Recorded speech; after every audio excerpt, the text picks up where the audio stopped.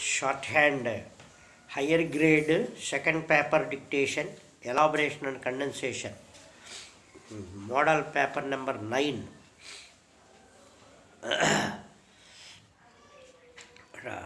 10 seconds.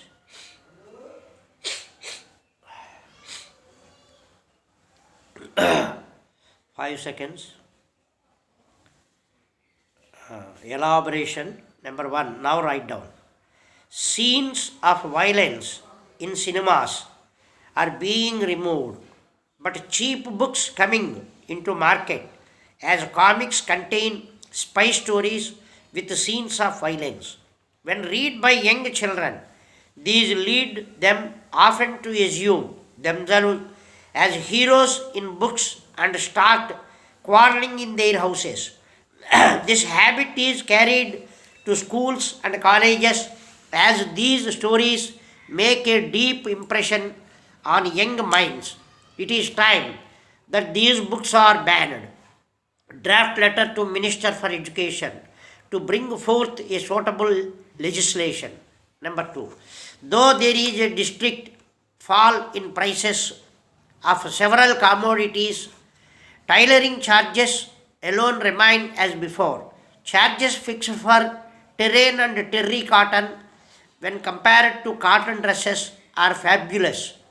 Tailors plead that while affording to buy costlier cloth, people should not hesitate paying something more to tailors. Though extra work and use of special stitching material necessitates higher charges, they are not commensurate with work involved. There is every need to fix tailors' rates also. Draft letter to the editor of a daily drawing attention of authorities to this omission. Number 3. With increasing population and production of food grains, lagging behind family planning is a must. Religious superstitions are likely to offer resistance. The educated and well to do are already convinced and are curbing the number of their children. Middle class, a more religious minded section, follows the word the religious leaders. Much responsibility rests on these religious leaders who should keep calm rather than create controversies. Government policy has to be accepted with grace in overall context of population explosion. Draft appeal to religious leaders on these lines. Number 4. Interview system for admission to professional colleges is being abolished and there is no reason why selections cannot be finalized much earlier and avoid much inconvenience to students and parents. Students who have applied for professional colleges may also apply to other courses in arts colleges and pay tuition fees, hostel fees, etc. These are not refundable when they leave colleges if selected for professional colleges. Government are therefore considering to order that the last date for payment of tuition fees to arts colleges is at least 5 days after publication of selection list for professional colleges. Frame a question as asked by Sri Ramarao and answered by the Education Minister in the Legislative Council. Number 5. Government of India have ordered moratorium on recovery of debts from rural poor and are thinking of taking suitable action to extend it to laborers in select industries in urban areas where money lenders are equally active in exploiting weaker sections. Government, being the single largest employer, should also consider extending moratorium on debts to the employees who are groaning under weight of raising prices, leading to inefficiency and corruption if moratorium on debts of government employees is accepted. It will boost efficiency and morale of employees. Draft representation from Service Association to the Finance Minister. Condensation.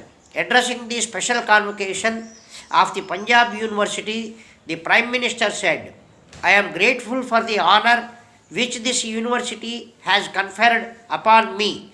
Whenever one gets an honor, one feels specially humble and undeserving. As the Vice Chancellor said, my schooling and my education were rather extraordinary, but not for the reasons which he gave. If I went from school to school, it was not because my father was in prison or my mother was unwell, but because my father had a rather special views on education.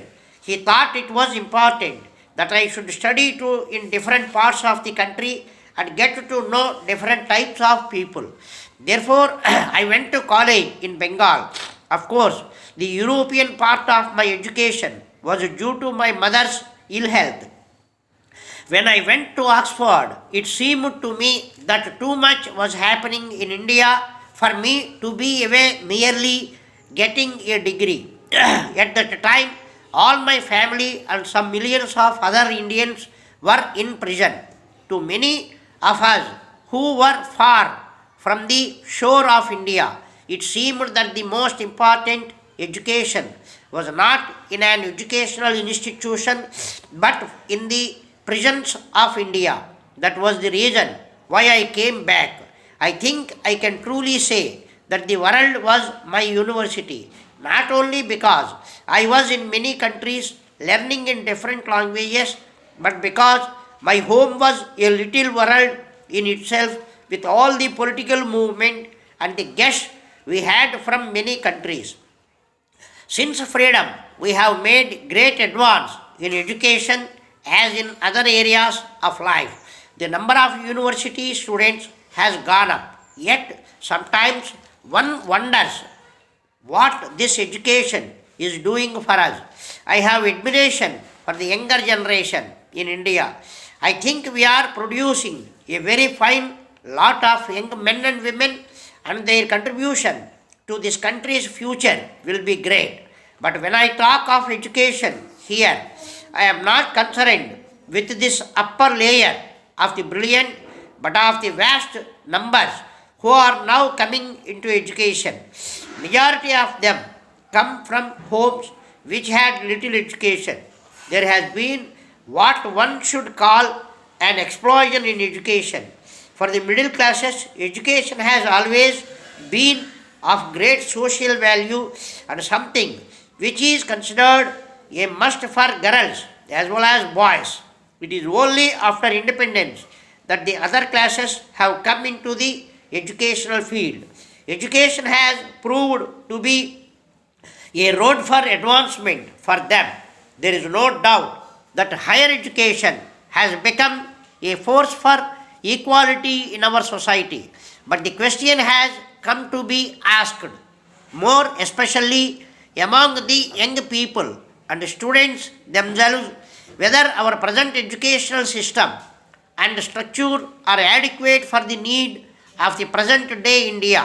Many groups and commissions have gone into this question, but no one has come up with a really satisfactory answer.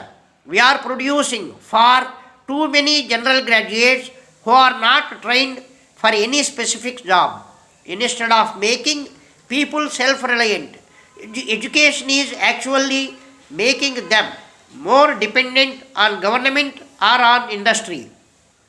So the feeling is growing that general education must be accompanied by certain specific training.